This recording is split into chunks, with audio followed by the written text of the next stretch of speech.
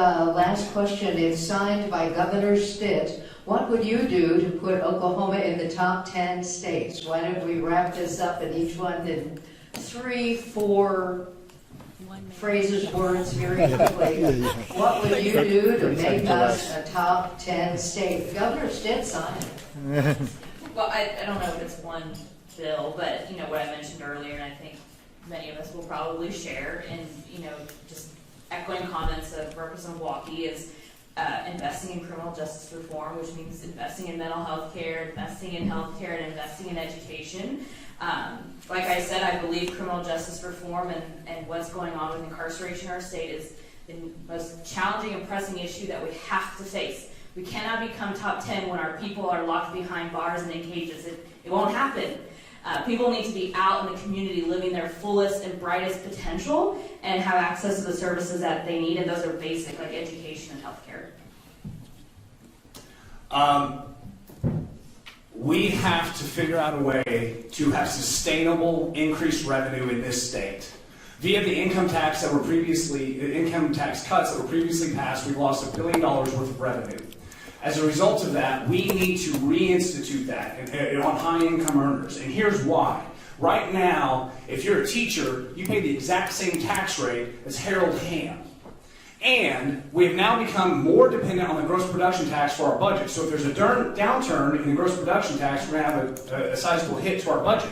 So how are we going to make up for that? We have to have a stable, sustainable source of revenue and income tax, especially on high earners. And that's all I would propose. Individuals earning more than $100,000, families earning more than $250,000. Those individuals would see a 0.25% increase or something along those lines. Nothing dramatic, but that's the only way to get sustainable revenue in the state.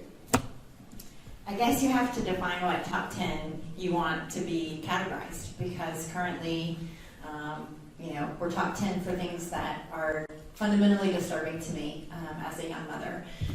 And so, ultimately, I would love to see ourselves become top 10, obviously in education and making sure that our kids are being taken care of and well prepared to become workers, and that our workforce, we have the number of workers here in our state to be able to fill the jobs and do the jobs that we know need to get done in Oklahoma. One of the things that I'm most excited about, obviously, that I think we are top 10 already at, are some of the industries that we have here in our state. So I definitely don't want to diminish the quality of the things that we are currently recognized at. I think at this point in time, we just have to say, okay, we know that there's a lot of areas that were bottom 10, and how do we move towards the middle of the pack, and eventually at some point take top spot. And so, thankfully I've got 4 years to do that, and I'm looking forward to serving. For me, certainly, one thing I would love to focus on is just continue to create jobs. I mean, economic development. So Amazon. Exactly. That's a very good example. For something that I'm very passionate about is the aerospace industry, and look what we've done there. We came from essentially not a player in that world at all up to arguably somewhere in the top 3. And so that has so much been done on the industry that we've drawn here and our educational system, and I believe that we have so much potential, and I agree that we need to continue to attract and really harness and retain those high-income earners, but we also need to have the jobs for them to go to. So looking forward to continuing to be a part of that. Can we skip down to Senator Kirt and then come back this way and give us the leadership? I was going to get to listen to everyone else. Well, unfortunately, I'll be a little gloomy and say we just have to stop looking for easy answers. There's not shortcuts. When we look for shortcuts, we miss the kind of development and systemic change that we need. So I'd say that's number one. And then creating opportunities for people to thrive economically and educationally. I agree with Senator Kirt that there's not an easy answer, and I don't know that there's any one thing you could wave over the state and say this is it.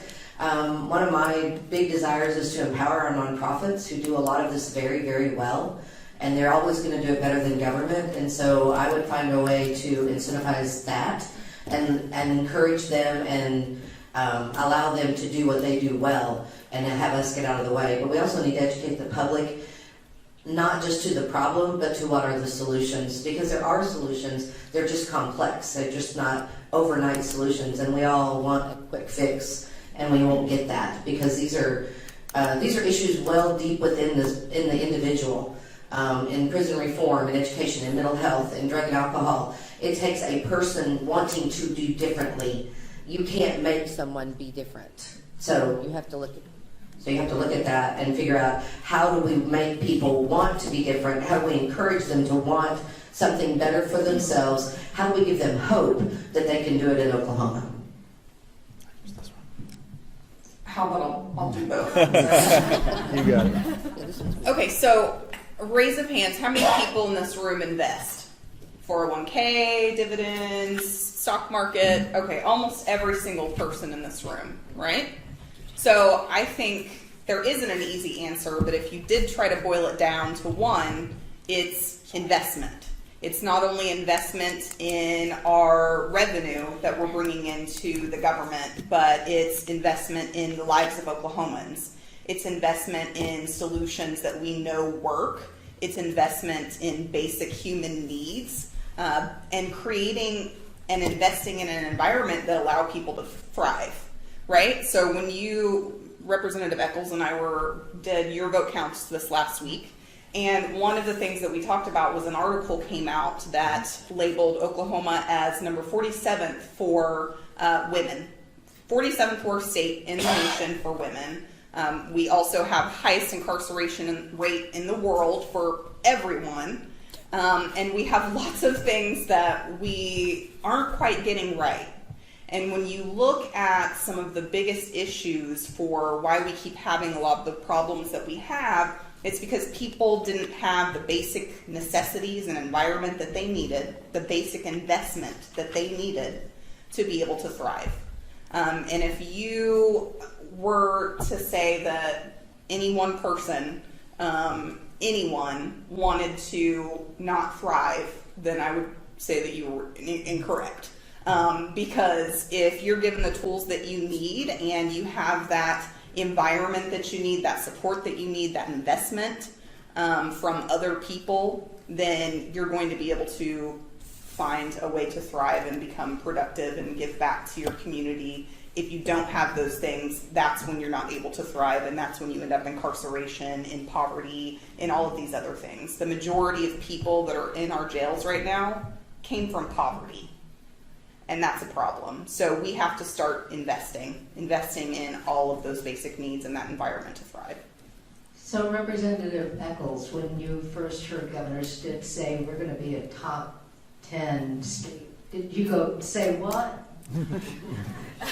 I like it. So, and I have something I was going to roll out over here too. So, no, I like it. I called Governor Stitt, had a long conversation with him, and I said, I'm super excited you're doing that, but that's dangerous because that is a commitment to deliver deliverables.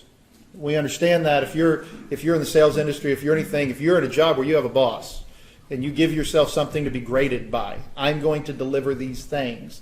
That's the end of the grade. So what he is now in the process of doing is figuring out what are those deliverables that we are going to grade it by being a top 10. What are those? And frankly, if I could do one thing, and I've got several groups I know that are working on it, I think that would change the trajectory of the state of Oklahoma. Lots of people talk about the 10-year road and bridge plan that we have that's been highly successful, moved from one of the worst in the nation to roads and bridges to top 5 in how few deficient roads and bridges we are. How? We had a plan and we executed the plan.